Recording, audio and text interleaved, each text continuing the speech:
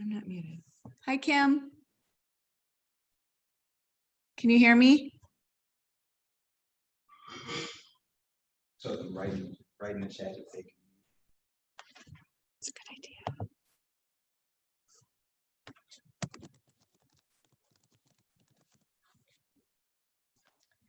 I might have to turn this guy on. I just don't know how to do that.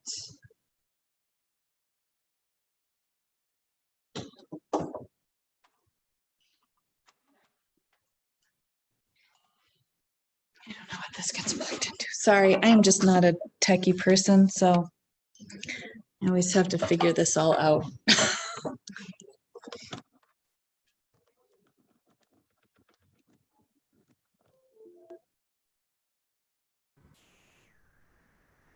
Okay. All right, Kim, can you hear me? Can you hear me now?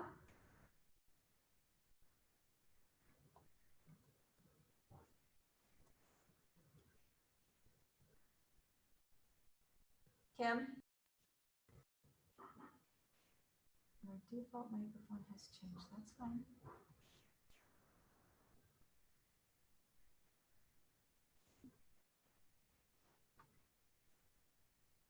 Huh, you can't hear anything? I don't know how to do this if I can't share from my computer. Is the volume on your computer turned on? Should be, but let's see. Yep, all the way up. Nothing? Oops. Kim? All right, I might need to grab stuff. I'm so sorry, you guys. I had a one-on-one that went to 2:11, so let me see if I can.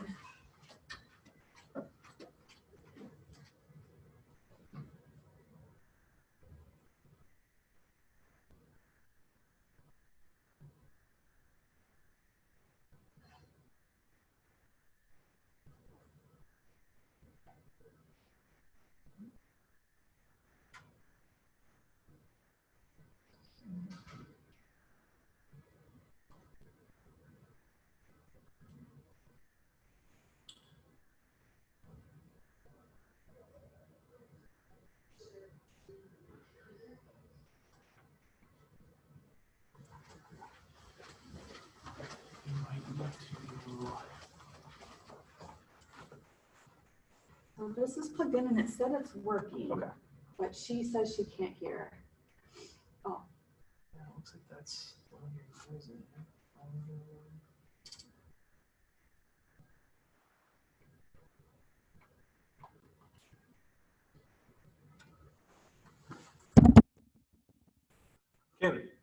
Kim, can you hear us?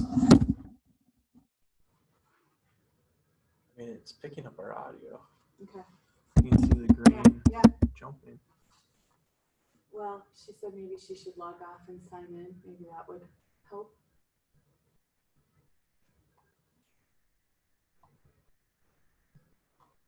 Let's try it without the microphone. And if I sit there, she could probably, but she couldn't hear me then either. Kim, can you hear us? Kim? Oh, it's picking up the audio on here. Yeah. Because you can see it bouncing up and down. Yep. It's picking it up maybe better even than Yeah, let's do that one. Okay. Let's just do this one instead. Okay. And then, yeah, maybe she should log Okay. off and log back in. Make sure that she's not on mute. It doesn't say she's on mute. Okay. Oh, she's okay.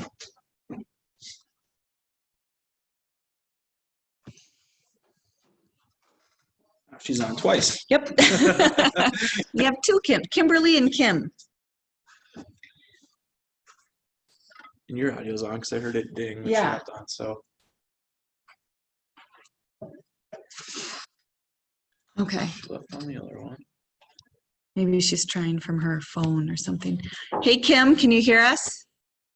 Connecting to audio.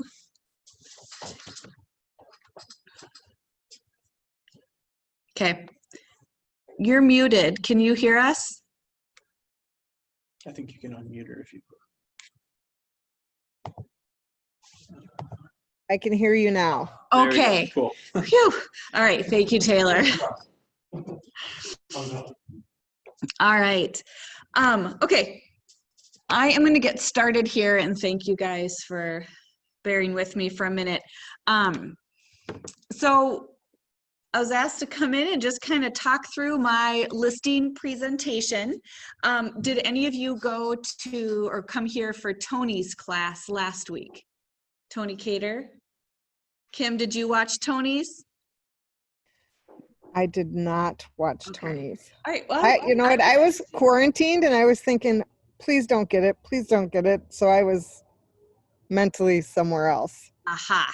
Well, I'm glad you're here, Kim. And I was just wondering if, people were kind of watching, because I think every Tuesday this month they're having listing presentations, and just kind of curious how we all compare. I do want to preface mine by saying,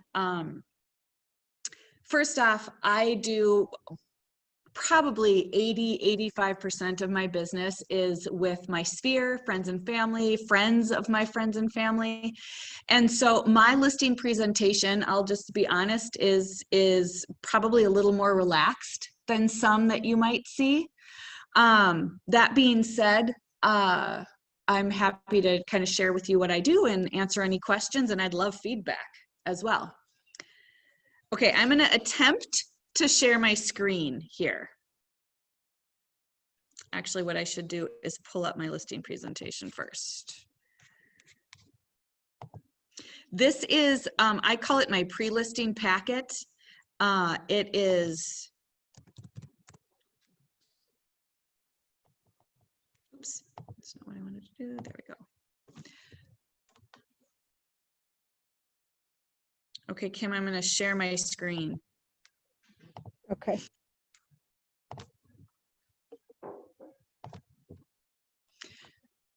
So this is my pre-listing packet. So when I show up for a listing presentation or a listing appointment, the things that I bring with me are this packet, and I bring a copy of all of the contracts, the listing contract, affiliated business, agency, obviously, the additional brokerage disclosures, input forms. I bring everything. I bring the seller's disclosure because I want them to have that and they can start filling it out as soon as possible.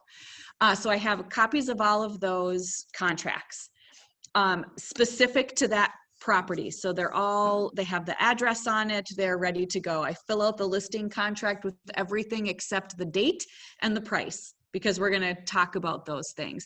And I'll kind of get to that in a minute, but I've got copies of that. I've got this packet here, and then I bring obviously my comps. I know I have seen lots of different ways to do comps, to present comps. Some people use programs like Toolkit CMA, Cloud CMA. I think there are some others as well. I just keep it, and I'll show you, I'll jump into the MLS here in a minute and I'll kind of show you what I do. But I bring like the map to show where all the listings are in relationship to the subject property. I bring a quick CMA that lays out all of the information on active, pending, and sold properties. And then I bring I can't remember exactly what it's called, but it's like the listing version that has photos of the house. And so you're not just comparing the exterior, but you can see the kitchen, you can see some of the updates in the home. And that way, when I'm sitting down and talking with the seller about their home, the one down the street sold for $350, but it has a brand new kitchen, versus their home that has a kitchen from 1982, we're going to be able to see that difference. And it makes that conversation go a little smoother because they can see, oh, yeah, that one has a brand new kitchen that's going to sell for more. Yeah. So do you print those or do you pull those up? No. So I guess maybe I'm old school. I have paper copies of everything. And I know that is, most people, or I don't even know if most people, but many people are doing everything online. They've got their entire listing presentation online. I have no problem with that. For me, I like to be able to spread it all out on a table and kind of talk through everything with them. Does that make Do sense? you leave that with them too? I usually, so I would say the vast majority of the time, yes, I do. If it's a for sale by owner, or if I know that I am competing with other agents, I do not leave my information. I'll bring it back with me. Mainly because I don't want to leave it there for somebody else to use. You know, I don't want that the comparison, and I want them to know that if they want my comps, they need to have me back. So generally when I get an appointment, so let's say someone calls me and they got my name from a previous client of mine, and they want me to come over and take a look at their house. So it's a warm lead for sure. It's somebody that I don't necessarily know, but they called me because they got my name. Sometimes, depending on how my conversation goes with them, I'll know that I'm competing with other agents, and other times I don't necessarily know that. But I definitely, you know, I definitely always want to present my best foot forward, as we all do when we're in a listing or any kind of appointment situation. I do send this ahead of time. Sometimes if I have enough time, I will send it by mail and with a letter that just says I'm looking forward to meeting them Tuesday at 6:00 p.m. or whatever. If it's really quick, like they called me on a Monday and they want me to come out on a Wednesday, then I'm going to email this to them. But I still bring it printed out in the folder, mainly because I know that the likelihood of them actually reading through it is pretty low. And I want to make sure that they have it. That being said, and I'm going to flip through it with you, but I don't actually read through this with them. If they ask me a question about radon, or if they ask, or I bring radon up, which happens more often than not, but I'll maybe open this up and reference something, but I do not sit down and go through my listing packet with them. You're going to hear other agents say that they do. For me, I know that when I'm there, they want one thing. Do you know? Well, maybe two things. Do you know what they are? Price. What are the comps? Can you sell my house for? And then the net sheet. What am I going to make? That's really why you're sitting there. They don't really care what you're going to do to market their home unless you're competing, and then they're going to want to know what you do that's different than somebody else. Yeah, Kathy. So if they don't tell you you're competing, do you ask? I don't.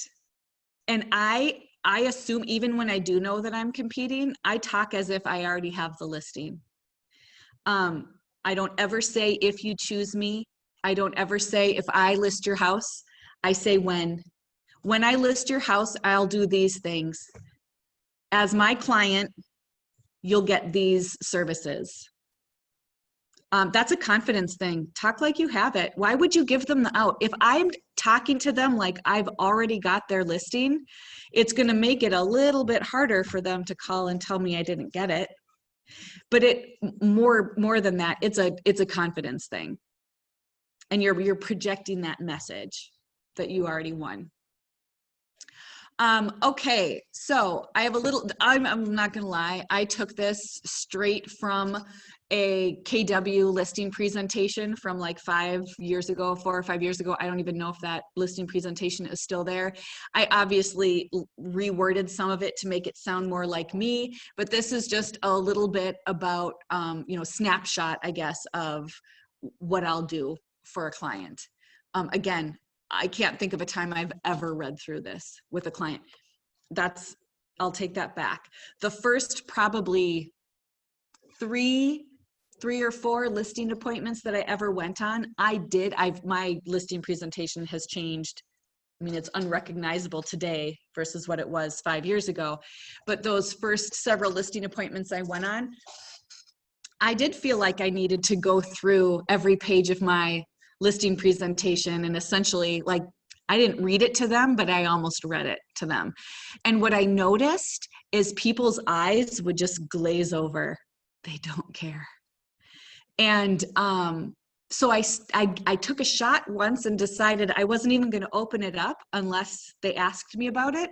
And I said, I know you're excited to see the comps. Let's just get to that. And like the whole thing went so much better and faster because that's really what they were most interested in. Getting ready to sell. This page is a very, very shortened version of something from a guy named Gene Rivers. He's a huge KW agent, I think down in Florida. And he comes up here about once a year and teaches a class called Win with Sellers. He didn't do it this year, I'm assuming because of we can't do that kind of stuff right now. But if you ever get a chance, I'd go see him. He's great. He has a huge team down in Florida. He's got a lot of great ideas.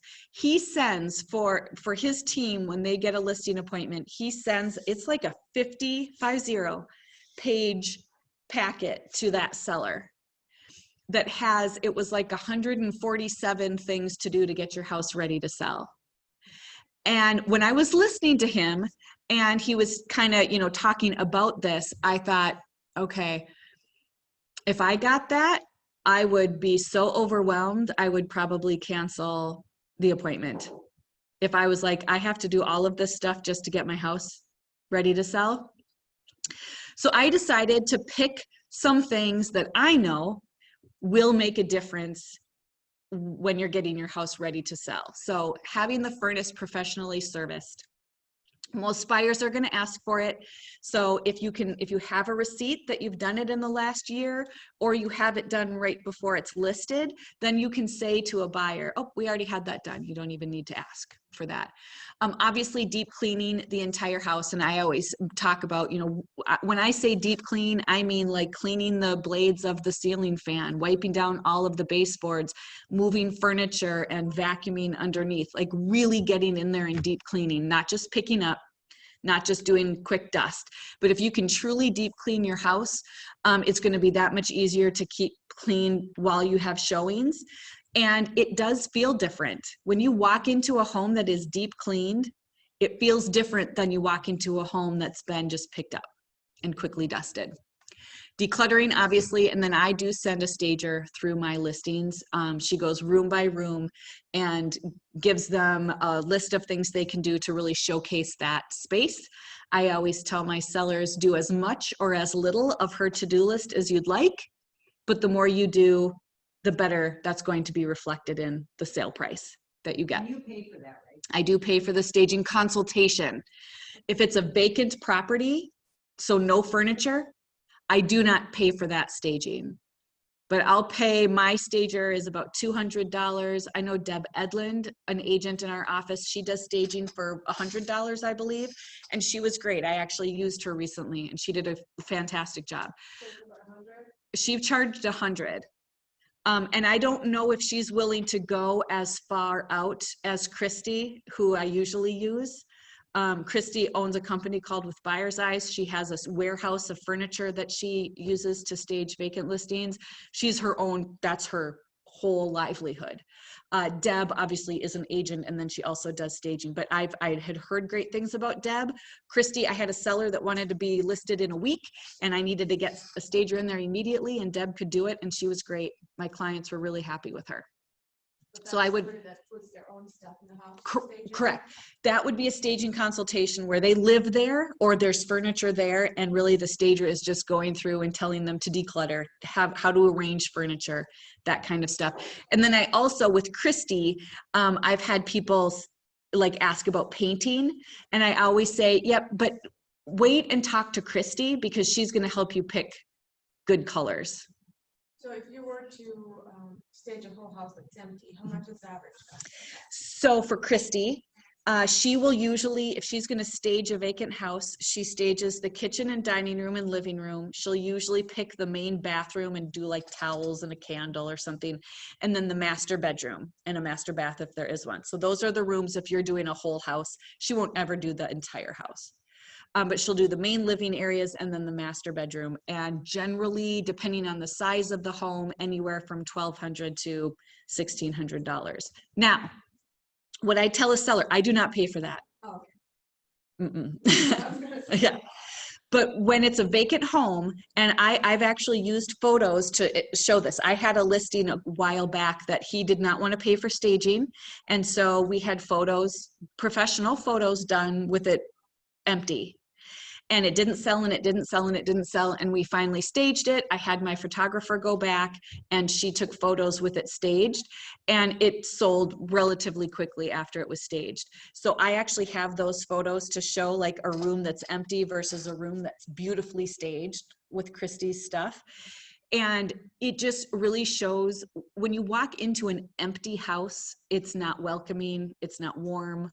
When you walk in, even if it's vacant, but there's furniture there, it just feels more like a home and less like a big empty box.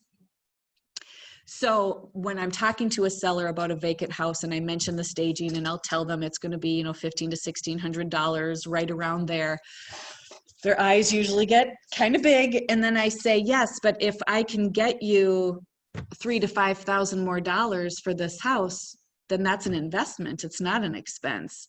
And I would say 99% of the time, they end up going for that, especially once I show them the pictures. This is a new computer, so I don't think I have the photos on here, but if you ever catch me in the hall, ask me sometime, I'll show them to you, because it does make a difference. New locks on the front door. This one, I mean, if you guys have been out showing homes, have you ever stood there and fought and fought and fought with a lock and your clients are standing behind you? That is a first impression. It is. It sets a tone for the rest of that showing. I'm not saying that they won't buy that house, but it sets a tone for the rest of that showing. And so I always recommend that if the lock is even a little bit sticky, to put new locks on, so that when those agents are coming to show it, it opens up smooth and they're in. There isn't any of this watching somebody struggle with the lock. People will say, but won't the buyers want to put their own new locks on after they move in? Sure, who cares? I'm not worried about the buyers. I want to make sure that every moment of that showing is impressing a buyer and not the opposite. Or what I've done too is if it's usually, my experience has been it's the top lock. Yeah, the deadbolt. Ask the seller to, in the morning, just unlock that. Yeah, So they don't even have that's to- true too. Then they don't have to fight with it. Yep. Right. Just you want to make that entrance, you want the curb appeal to look nice, and you want them to get in the house and enjoy the house. They're not stuck at a front door. Improving curb appeal, and then obviously in the winter, keeping sidewalks shoveled, and in the summer, keeping the lawn mowed, just keeping the house looking nice. If it's a vacant property, they need to be hiring someone or driving over and doing it themselves. I don't care. Yeah, if we had a huge snowfall the night before and we have a showing in the morning, I have been known to run over and shovel a sidewalk. I'm not saying I'll never do it, but that's not my job. That is not my job. And so it should be on the seller to figure out how to keep that home presentable and easily accessible, whether they live there or not. If they want a lawn service company, I'm happy to give them names, but we need to be real careful about lines that we draw. And it's really easy, I think, especially as new agents, to be like, I'll just do everything. You've heard me tell this story, I think, Marquez, but my very first listing went on the market and it got a showing for that afternoon, and immediately the seller declined it. And I was like, you've heard me tell this, right? And I called her up. I said, why did you, she had had the home on the market 2 times before and never had a single showing. So she was like, we weren't expecting a showing. I left the house a mess. So I drove up there and I cleaned her house. I did their dirty dishes. I shoved their dirty laundry in closets and hampers, and I got that house ready to show, and we showed it, and they got an offer. But I was like, I'm never doing that again. Like, it was, nope. So So what do you put then on the showing? It's 2-hour window? you can do that. 2 hours. You can set showing time too, so that it will only let them, if I log in, it will only allow me to do 2 hours out. You can do that. This wouldn't have helped this lady because she went to work at 8 in the morning and the showing was like 2 or 3 in the afternoon. So, other than doing the day before, And and that's the other thing, it's in here. That's my marketing plan. Tips for sellers. One of them here is if you're leaving the house, make sure that it's, let's see, if you work during the day or leave your house, show ready in the morning so you're all set for those last minute showings. That is directly because of that experience that I had. But they should leave the house if they are leaving for work, for anything, go to the grocery store, run errands, have the house be show ready. So I have a question. Yeah. I have a listing of a property that's rented, Mm-hmm. and I let them know it's a 24-hour Yep. advance notice. I let them know that they're coming. It's happened that they don't let the agents go in with the buyers. Yep. They're in the property when they're showing it. Yep. They smoke inside the house. Yep. Instead of curtains, they have like sheets on the doors. So it's like, of course, I'm not getting too much traffic. They don't want to. The sellers don't want to sell it until the lease is over, which is in November. So I did put that on. But I'm not getting enough traffic or anything. So any suggestions on that? Honestly, and this is probably not what you or your sellers want to hear, but I will very rarely list a property that has the tenants living there. They're far better off waiting until that lease is up and the tenants are out, getting the house cleaned, and maybe even staged, but get them out. I'll tell you this, when I'm showing a property and it says that it's tenant occupied, it should say that in the agent notes. More often than not, far more often than not, when I show up, the tenants are there, and usually the house is a mess. It's not saying that those tenants are bad people. They're lovely people. It's just that they don't care. And as an agent showing that property, I'm impeding on their personal space. So it's really rarely a good relationship between tenants and an agent. And it sounds like you're doing everything right by letting them know ahead of time, doing the 24-hour notice. It's still, they're probably not happy about having to deal with these showings. If I were you, I would probably throw the house on TNAS, temporarily not available to show, until they're out. I know that's not ideal, and it does probably mean your seller is missing the market, but in the long run, they're going to sell it for more by not having people deal with. I mean, the reason why they wanted to put it on the market now is because they know the market's hot. Yeah. We don't know what's going to happen in November. And we don't, but especially if they're already are not letting agents in or being there when agents come. I mean, they're not, yeah. So it's not going to sell, and it's going to sit, and it's going to rack up days on market. And that's, in this market, not a huge deal. But if you put it on TNAS, it's going to hide it. And just make sure you do not show it while it's on TNAS, because that's a $1,000 fine. Yeah, I know that's hard. And it is tricky when people have a rental property and they want to take advantage of a market, but the lease isn't up until later. I mean, ultimately, you got to do what your client wants you to do. And if they want you to keep it on, then that's what you do. But I think it's our job too, to kind of give them the best advice. And in this case, I think that would be waiting till the lease is up. I mean, could he let them out of their lease early? There maybe, but he's going to have to work that out. And they said no. I'm sure there's a way, but yeah. And that's between them. You shouldn't be involved in the lease stuff. Pricing, I just put a little blurb in here, just, to let them know that I'm basing my information on a comparative market analysis and everything that I can find out about that area. I do have in here, pricing homes high means that they sit on the market for longer and sometimes even sell for below market value, versus pricing it at market. You're going to have more traffic, you're going to sell it more quickly, and you're going to sell it for more money. Why choose me? I just have some numbers in here. I should probably update this, but I do, once you've had some business, when you haven't had listings, then don't do this yet. You can still talk about why to use you, but the average days on market, you compare yourself to the MLS, compare yourself, and you want to put yourself above other agents in the metro area. I don't know why that got all off. It's on my picture, but marketing plan. So this is really just bullet points of the different things that I do to market a property. A couple of these things are tricky right now, like door knocking. But otherwise, these are all things that I do. The one that I do take the time to actually point out is reverse prospecting. Do you know what reverse prospecting is? Okay, so on the MLS, you can go into your listings and then click on reverse prospecting, and it will pull up any agent that has a buyer who received your listing in a search. And then you can reach out to those agents.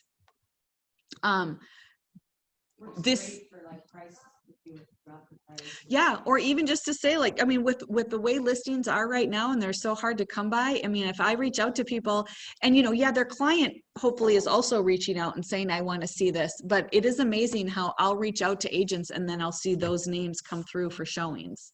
You're just sort of bringing it to their attention and say, you know, and so I always title when I'm sending it, I'll say, you know, a buyer looking in Rosemount. And then they're, yeah, I have a buyer looking in Rosemount. This is those tips. I already shared the one with you, but just a couple of things. So I sold my own home and bought a house just over 2 years ago. I just took some things that helped me going through that experience. And then I do have in here a seller checklist. We're actually going to revamp this and make it more into a timeline. But I just wanted for a seller to be able to see sort of from beginning to end, listing paperwork signed all the way through to closing, what are all of the different steps? And then they can know, obviously they've got me to help walk them through this as well, but they'll be able to know that, okay, it's live on the MLS, getting that open house scheduled would be next. And then obviously our goal is to get to this receive an offer. Yeah, it happens very quickly right now. I do want to take a second to talk about radon. I did lose a listing. Well, I think I really, in reality, lost the listing because the other guy was a discount agent. But the seller told me I lost it because the other guy talked about radon and I didn't. So I added radon to my listing presentation. But I do think it's important that a seller knows that radon is something that buyers will be considering. They'll most likely have a radon test.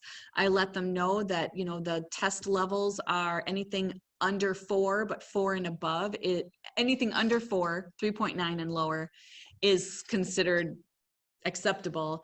4 and above is not, and that they'll ask for a radon mitigation system. Generally, they cost somewhere between $1,200 and $1,800. The thing is, if the buyer has a radon test and it comes back high and they ask for mitigation and the seller says no, if that buyer walks away, we now have to disclose that there was high radon. So they're going to end up putting a mitigation system in either way. In my opinion, it's better to work with that buyer, even if it's to say, like I had a seller once that said, I'm not putting it in. So then we agreed to give them $1,200 towards closing costs so that they could do it themselves once they moved in. You know, trying to negotiate and work with it. But if that buyer walks, you now have to disclose high radon. And then client testimonials. So this is what's in that packet. Any questions, thoughts, feedback, anything that you think I'm not including that I should? That was really helpful, and especially for me, for you saying, I send it to them, I bring it along, but I don't go through it. I really don't. I mean, if they start asking me, what do you do to market? Like I got a cold call, just someone who found me online, and I went over there. We were actually closed next week on their house. But he said, you know, we're going to be talking to a couple of other agents, and so they hadn't yet. So then I just started like the hard sell. And he said, what are you going to do to market the home? And I went through that page with my marketing bullet points here. And I said, you know, these are all the things that I do. And this is why I charge the commission that I charge. And he said, you know, well, we have an appointment set with somebody who is going to do 4.5. Can you match that? And I said, no, absolutely not. As a matter of fact, I don't reduce my commission. But what if, because of all of the marketing that I'm doing, you sell your house for more than, you know, that small difference in commission? And he said, oh, Okay, I hadn't really thought about that. And then we talked about these things that I do. And I said, so when you meet with this other person, please make sure you're asking, what are they doing? And I'm willing to bet you if they're charging 4.5, their list isn't nearly this long. And he called me the next day and said, send us the paperwork. They didn't even meet with this other guy. Fight for your value. You don't need to drop your commission if you show them the value that they're getting for that commission. And don't be afraid of competition. I didn't say I don't compete. I said most of my business comes to me because they got my name from somebody, but I absolutely still compete from time to time, and I'm totally up for that game. You know? Do you charge 6% now? Mm-hmm. I will drop it if they're buying with me also. Not to 4.5, nowhere near that. But I do a little bit of a drop if they're selling and purchasing with me. Otherwise, yeah, usually like 5.75. Just a little bit of a drop. Would you be willing to share that with us? This? Yeah. Absolutely, sure. I can email you. Do I have your email address? I can get it. I'm sure I have it in all your onboarding stuff. Okay. Okay. I think you have it. Yeah. All right. Questions on that? Okay, what I'm going to do here, and Kim, are you still with us? Yes. Okay, I'm going to see if I can, this is going to let me in here. I'm just going to show you what no, all right, I got to log back in. Can you still see the screen, Kim, or did it go away? Your pre-listing packet? Oh, is that what's still up? Yeah. Okay, I'm going to get into the MLS here and then I'll reshare it with you. Okay. Did it update to the MLS? No. Okay, I'm going to have to stop share. Okay. Here we go. Can you see that now? Yes. Okay. I'm not going to actually do comps. I'm not going to take the time to do that. But I just wanted to show you what I bring, the different kind of printing options that I bring from the MLS. So I'm just going to do a search here for, I can't even think of here. We'll go to an expired and just pull an MLS number here. Let's find a good one. Let's do this guy. Okay, so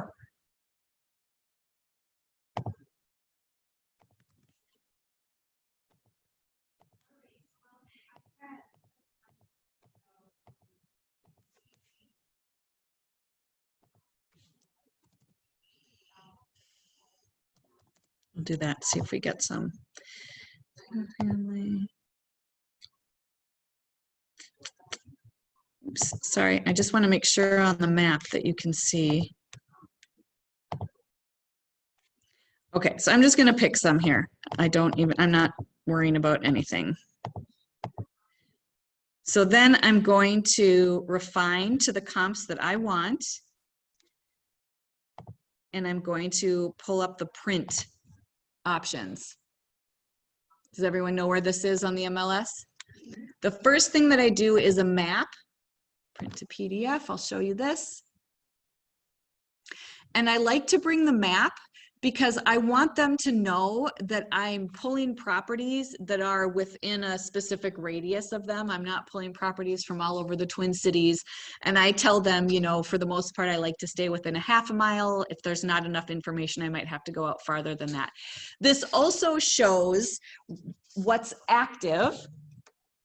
This is why I picked some of these. What's active, what's pending, and then what's sold. So really, if they were to come on the market right now, that would be, you know, if I had really done comps, that would be their only real competition. Okay. So I do that one, and then I do this quick CMA. And this separates them into active, pending, and solds. And then it has the running kind of averages down here. So this one has pictures of, this one doesn't. This one doesn't have pictures. This is just the single line. But if you look at the solds, it does have the list price, the sale price, and then there aren't any of these options, but it will also say any seller concessions. So if they paid any closing costs. And that's important because let's say it's a $500,000 property, but they paid $15,000 in closing costs. It's really a $485,000 sale price, right? So this here has all of the specifics, and we can see what it was listed at, what it was sold for, seller concessions, but also days on market, and then when it was on the market too. So if you're comparing something, you know, if you're sitting here in August, but you're looking at something back in June, you know, it'll be interesting. I was just having a conversation this morning with someone about like what the market is going to do. Normally we start to see it slow down as school starts here. This is a whole weird market for lots and lots of different reasons. And so it'll be interesting to see what happens with that. And then this is the one with the pictures. I do the flyer for houses. The thing is, and this is a little clunky, I will be honest that this is a little clunky. This version, this has the list price. It doesn't have any other, it doesn't have the rest of the information on it. So even for sold properties, it's only going to have the list price. It doesn't tell us that sold price. It doesn't tell us seller paid closing costs or anything like that. But it does give us an idea of the interior of the home. And I like this because, again, like I said, if the home is really updated and the home that I'm sitting in is not, or vice versa, that is going to affect the price point that we're discussing. Oh, yep. So I went to, in this list here, it's this multi-photo flyer for houses. I don't know what the difference is for condos and townhomes. And then I like to make sure this one is printed in color. I also like to use these photos to show, let me see if I can find one that's, like these photos here, they're not terrible versus these photos, which you can tell are clearly professionally done. So a lot of times too, as we're talking about, you know, the comps and the price and everything, I'm pointing out that I use a professional photographer who knows how to edit photos and can do things like this. I was just doing this last night. You know, if I have a cell phone, or even if I have a good camera and I take a photo of a room and there's windows, those windows are going to be big light blobs on the wall. A professional photographer knows how to edit it and make those windows look like windows. That makes a big difference. They also know how to adjust the light. And I admit that there are some professional photos that look really, this is maybe even bordering on that, but really fake. My photographer doesn't go quite that far, but she definitely knows how to take a photo of a room. There's a good way to the angle and then also adjust the lighting. So I kind of use these to talk through that a little bit too. Plus wide angle lenses makes a huge difference. Yes, or people that use like the fish. I don't know why people do that. Have you seen those? It's terrible. I don't know why anybody thinks that looks good. So, and then what I usually do, since these listings will print in the same order as this, I usually will staple this onto the front and then have them all in that order. So as we're clicking through and they're like, oh, I want to see, so this one sold for $8.99, which was that one? And then we can easily find it in that. Like I said, hey, yeah. Did you hear me say 900,000 or something? And no, I'm just using fake comps. I was just showing them what I bring to a listing presentation. Oh, okay. These are fake. I just found something on. Okay. Yeah. All right. Well, we're almost done. Right. Sorry.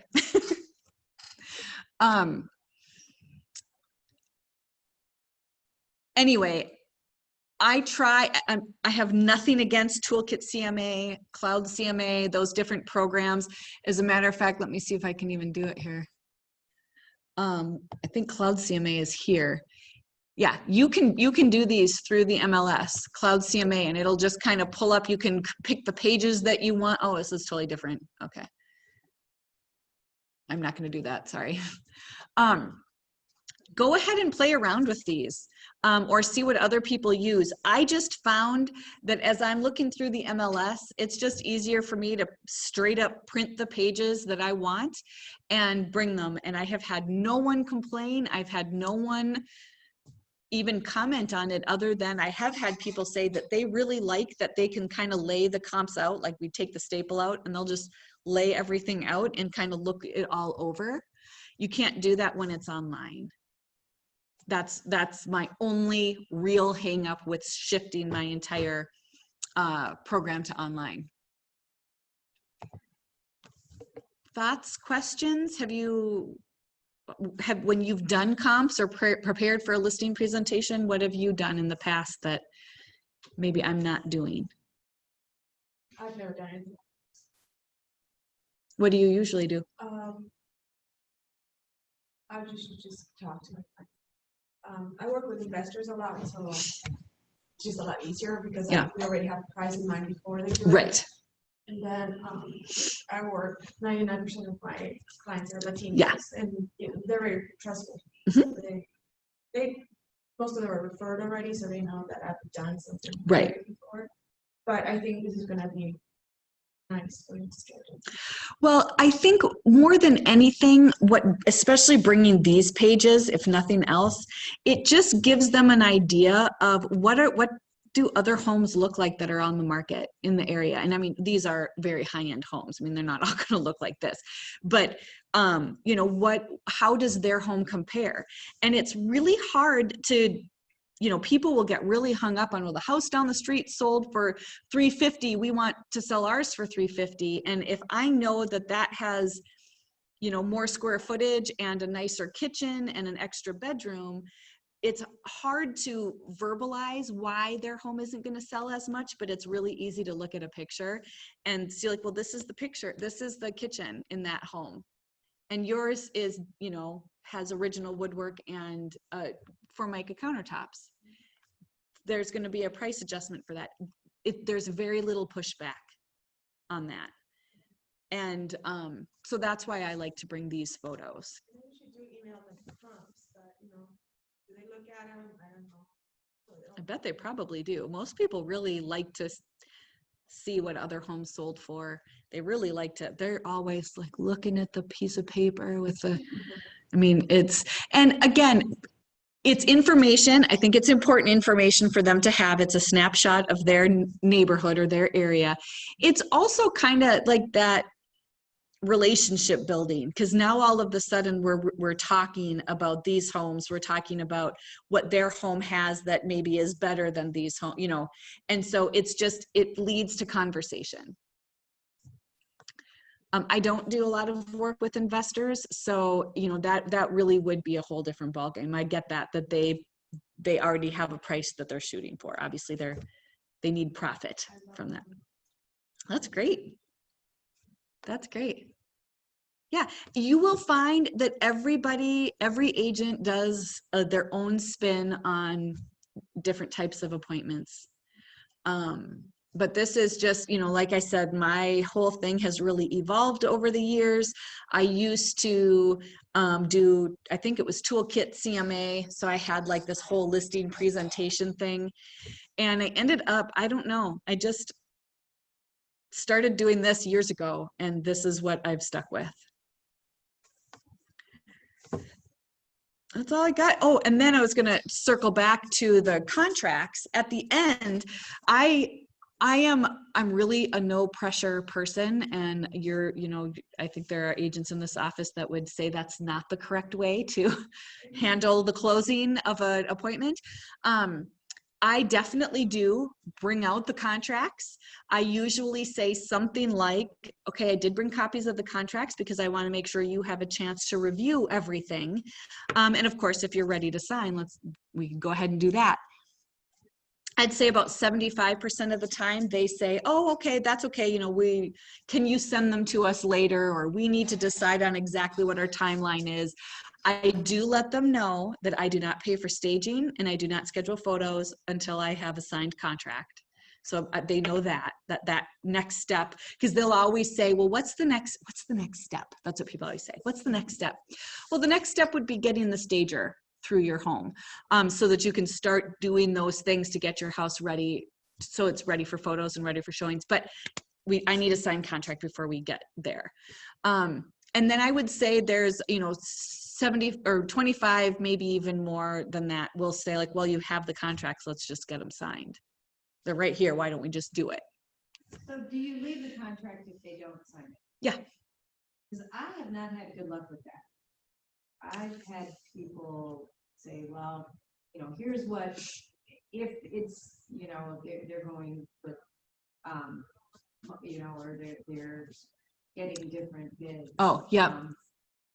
If I know I'm competing, I don't know that I would leave it other than the seller's disclosure, because that's going to have Keller Williams preferred on it. I mean, they all do, but like another agent isn't going to want them to use a disclosure that they filled out that has my brokerage on it.